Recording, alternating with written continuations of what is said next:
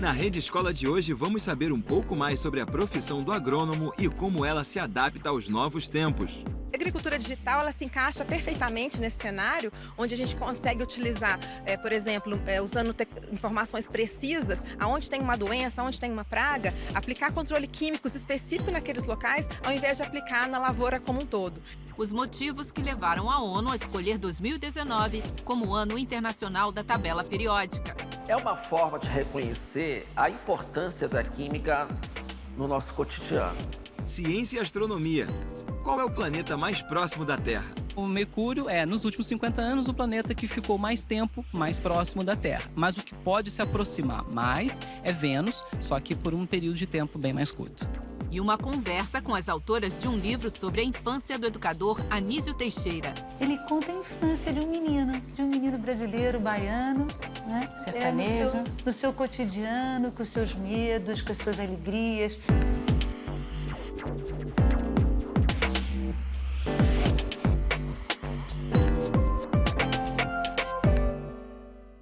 A gente aprende na escola que os planetas do Sistema Solar seguem a seguinte ordem: Mercúrio, Vênus, Terra e...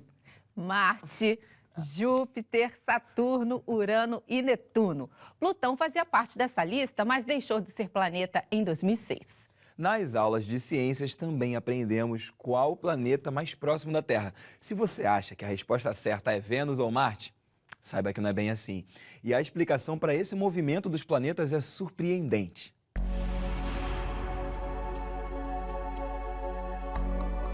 O espaço segue despertando a curiosidade de muita gente ao redor do mundo, mas algumas informações que pensávamos ser corretas acabam se mostrando bem diferentes quando conversamos com um astrônomo conhecedor do assunto.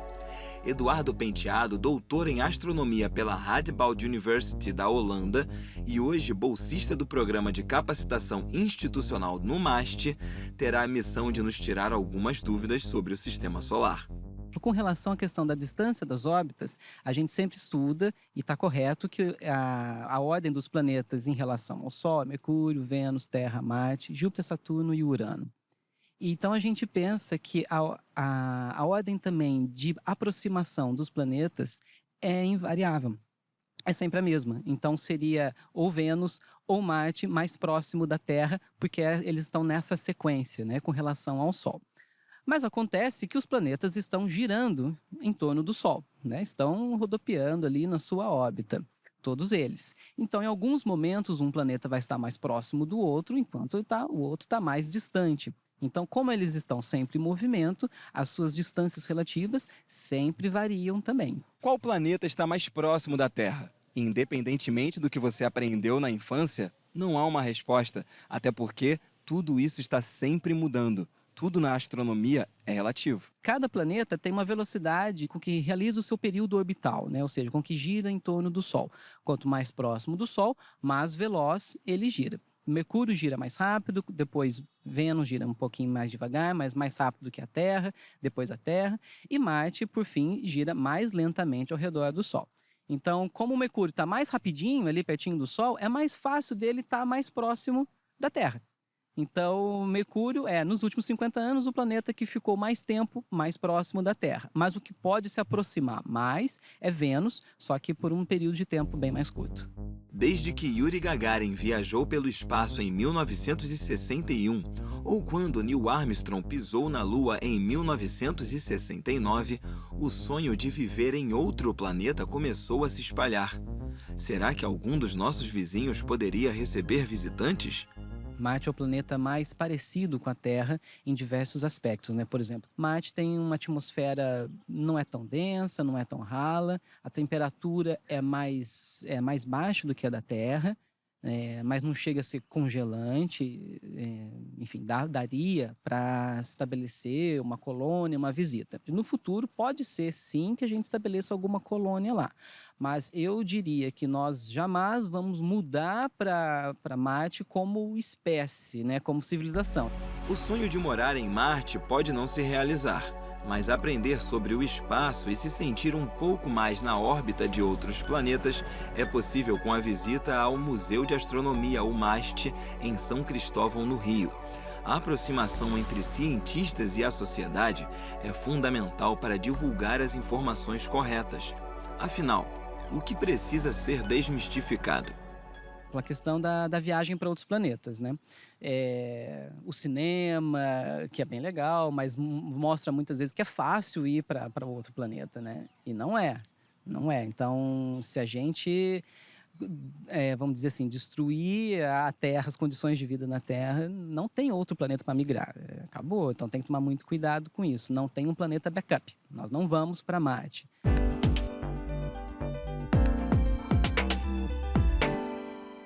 Para celebrar seus 150 anos, a ONU proclamou 2019 como o Ano Internacional da Tabela Periódica, criada por Dmitry Mendeleev.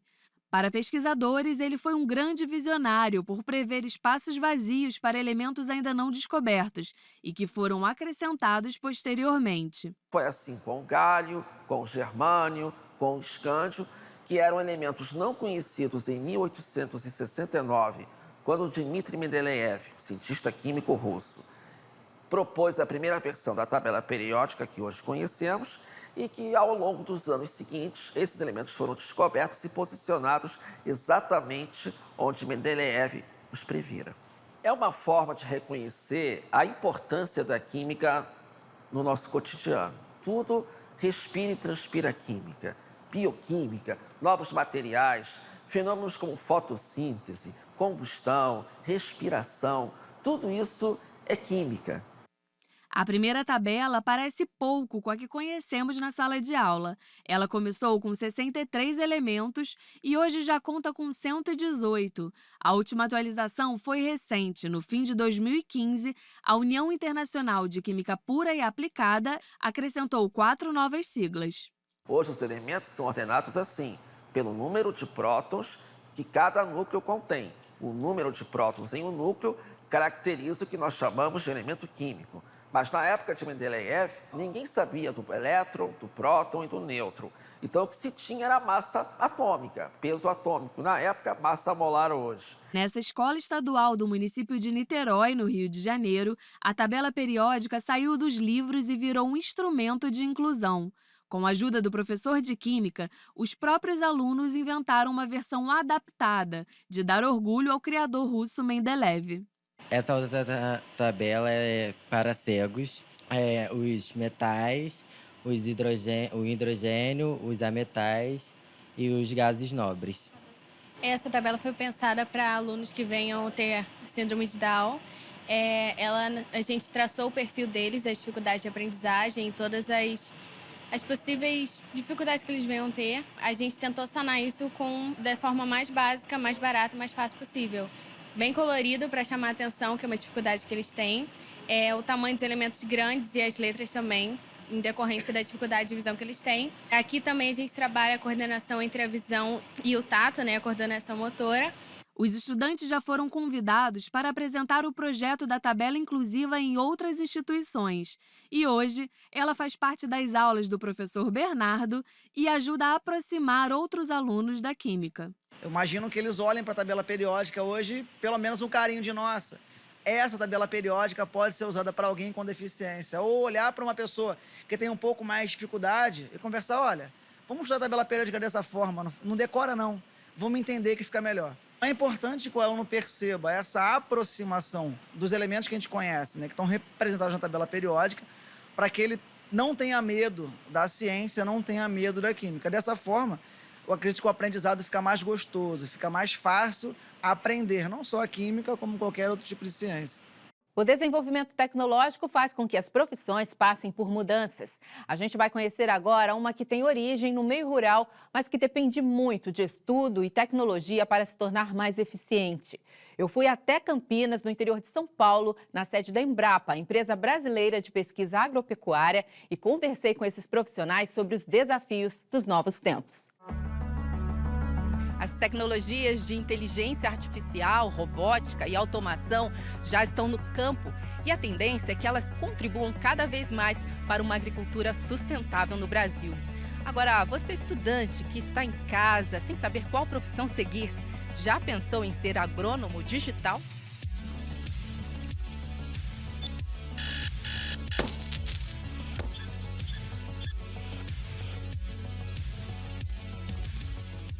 A agronomia já existe há mais de 100 anos e cada vez mais a gente está aplicando as tecnologias disponíveis, né, em diversas áreas no campo. Então, hoje, com o desenvolvimento de sensores, né, tecnologias de drones e máquinas que conseguem avaliar as plantas precisamente, a gente está transformando a profissão do agrônomo, né? Então, a gente vai ter um outro tipo de agrônomo que não vai ficar o tempo todo no campo mais, ele vai conseguir ficar próximo ao campo, né? Então, ele vai estar ali no seu computador, monitorando em tempo real tudo o que está acontecendo com essa lavoura, o clima, o ambiente, como que as plantas estão desenvolvendo, monitorando praga, doença, deficiência nutricional. Ele vai conseguir, em tempo real, saber o que está acontecendo, tomar decisão e agir. A Embrapa Informática Agropecuária está vinculada ao Ministério da Agricultura, Pecuária e Abastecimento. Desde 1985, cria soluções para o setor agrícola, especialmente no processamento de grande quantidade de dados, ajudando então o produtor rural, apoiando políticas públicas e divulgando a ciência.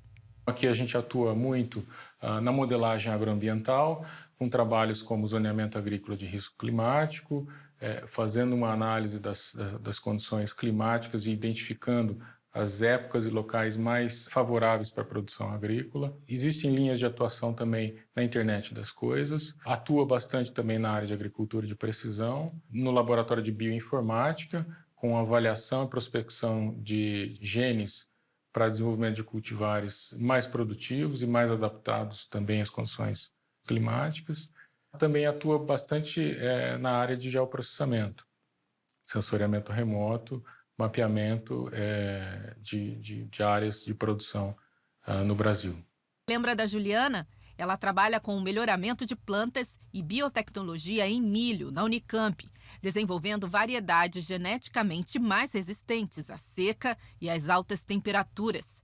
Ela reforça a tendência do uso de práticas agrícolas sustentáveis, inclusive para combater o desperdício e a escassez de alimentos. A agricultura digital, ela se encaixa perfeitamente nesse cenário, onde a gente consegue utilizar, por exemplo, usando informações precisas, aonde tem uma doença, aonde tem uma praga, aplicar controle químicos específico naqueles locais, ao invés de aplicar na lavoura como um todo. Então, isso é uma forma de você utilizar a agricultura digital de uma maneira sustentável, né? Então, você não vai ter uma quantidade enorme e frequência enorme de produtos químicos sendo aplicados na lavoura. Futuros estudantes de graduação que estão procurando aí numa profissão, seja na área de, por exemplo, ciência da computação, tecnologia da computação, ou na área de eletrônica, existe hoje uma necessidade cada vez maior do uso desses equipamentos que utilizam tecnologia de informação, utilizam eletrônica e tudo mais, em máquinas e implementos no campo. Então, para os estudantes que estão aí tentando escolher agronomia, é um curso muito legal, realmente é muito amplo. Tenho certeza que todo mundo vai se enquadrar em alguma disciplina que a gente aprende ali, mas coloque o olho no mercado para escolher dentre aquelas que você gosta, aquela que vai ter oportunidade de emprego depois que você se formar. A agricultura é um dos pilares, né, da economia do nosso país. A gente tem uma participação fundamental para ajudar a alimentar a população no mundo. A gente segue com tecnologia e educação aqui na Rede Escola. Em 2016, alunos de licenciatura do Instituto Federal de Brasília criaram um projeto que oferece oficinas tecnológicas para crianças e jovens da região. O projeto recebeu o nome de Lab Kids. Neste ano, as oficinas foram ministradas também durante a 12ª edição da Campus Party Brasil, que aconteceu em São Paulo. Com o mundo digital, prender a atenção dos estudantes é um desafio e tanto para os professores. A velocidade e o fluxo da informação nesta telinha impactam significativamente a dinâmica em sala de aula. E isso não acontece só no chão da escola, mas antes, na formação dos profissionais de educação.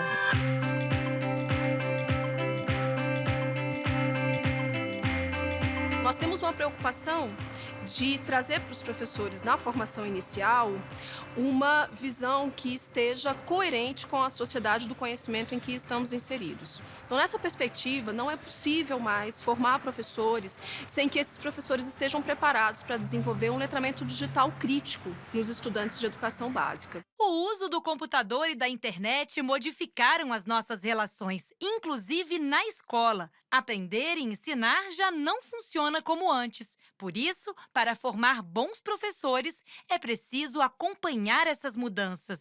Você tem que se adaptar. Não é só você aprender coisas da sua área, você tem que aprender coisas de outras áreas também, porque é importante você se adequar. Se esses estudantes de licenciatura, desde a sua formação inicial, tiverem voltados para essas questões também, e não só para o desenvolvimento dos objetos do conhecimento e das competências de um docente, eles terão condições de atuar com mais propriedade no século XXI.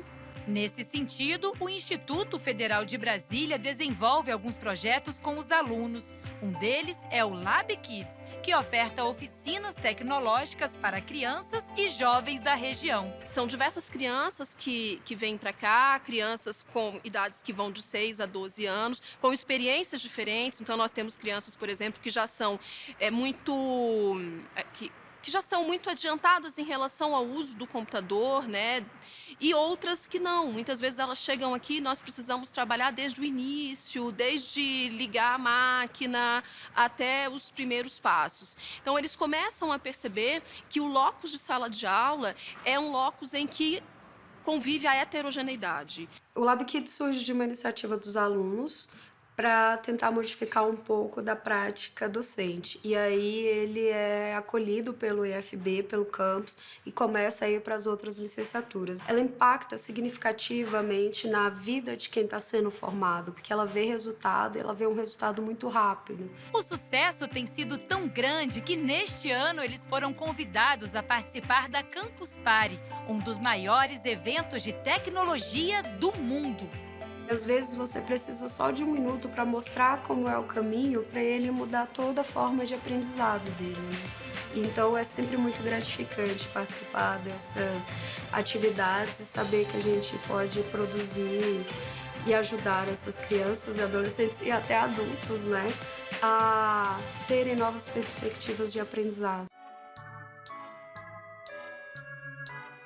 Com passos firmes empinava, com as linhas das primeiras letras, o sonho do papagaio brasileiro.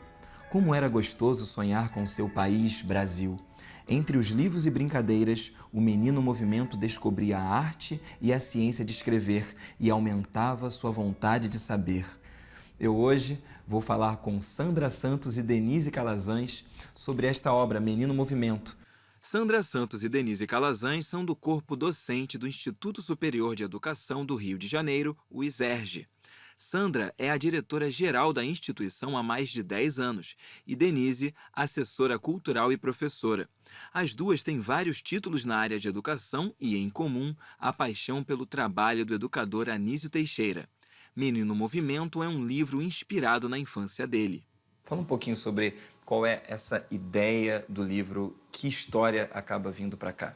Isso, o livro, né, ganha esse nome, né, Menino Movimento, que traz um pouco essa alegria dele. E ele, ao contrário desse boom de livros que tenta trazer, né, quase que os feitos dos grandes homens e mulheres brasileiras, didatizando esses grandes feitos para as crianças, né, no seu cotidiano da escola, o Menino Movimento, que conta a infância do Anísio Teixeira, o Anizinho, ele conta a infância de um menino brasileiro, baiano, né? No seu cotidiano, com os seus medos, com as suas alegrias, chupando laranja, subindo em árvore, nadando nas lagoas, andando de bicicleta, ralando os seus joelhinhos, mas lendo muitos livros, rezando, conversando com seus pais, com seus irmãos. Então, essa alegria, esse cotidiano, a gente entendeu que era precioso registrar. E para fazer esse registro, nós fizemos um estudo investigativo com seus 3 filhos vivos à época. E a ideia é essa, né? É tentar deixar claro que por trás de um grande homem, de uma grande mulher, gestor, educador, professor, professora, tem um menino e uma menina. A gente não fala o educador Anísio, porque ele também foi um empreendedor, ele foi um gestor público de mão cheia. Então, foram vários homens Anísios que se tornaram, mas a gente inferiu que era dentro dessa...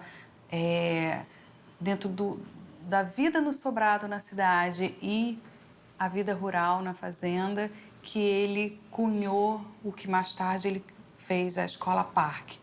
Foi nesse diálogo das duas vivências dele, né, infantis, na fazenda e na cidade. E o que une dentro desse livro essa questão da arte, sempre misturada com a ciência, não é? O que vocês têm a dizer sobre isso, sobre essa mistura que o Anísio conseguia fazer e que vocês trouxeram para o livro? Ele tinha como clareza, como eixo, né, de que educação era uma arte científica. E se isso era evidente para ele, a educação primária era o coração da formação do cidadão brasileiro.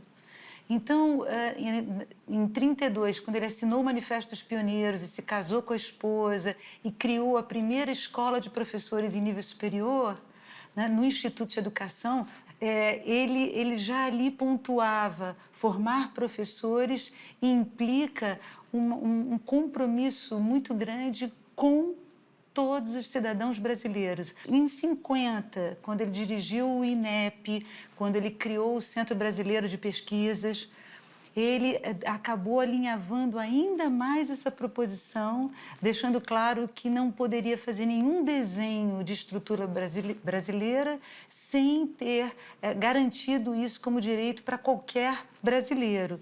E uma coisa que Anísio tinha também clareza, né, Sandra, que a gente percebe sempre, que na escola, né, você falou da questão da ciência e da arte, como que vai transpor, né, esses conhecimentos científicos em conhecimentos escolares para a criança entender essa ciência, exatamente através da arte, dessa ludicidade, dessa brincadeira. E é o gostar, é o brincar e o estudar junto. A gente fala isso no livro. E a gente encerra a Rede Escola de hoje desejando a você um ótimo carnaval.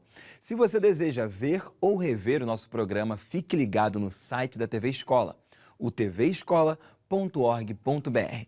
Na TV, a Rede Escola vai ao ar toda sexta-feira às 19 horas, aos sábados às 16 horas, aos domingos ao meio-dia e às segundas-feiras ao meio-dia e meia. O horário é sempre o de Brasília. Quem vive aqui no Rio, no Grande Rio ou em Niterói, a Rede Escola é exibida toda terça-feira às 20 horas na Multirio, canal 26 da NET. Por hoje é só, gente. Até a próxima. Até a próxima. Tchau.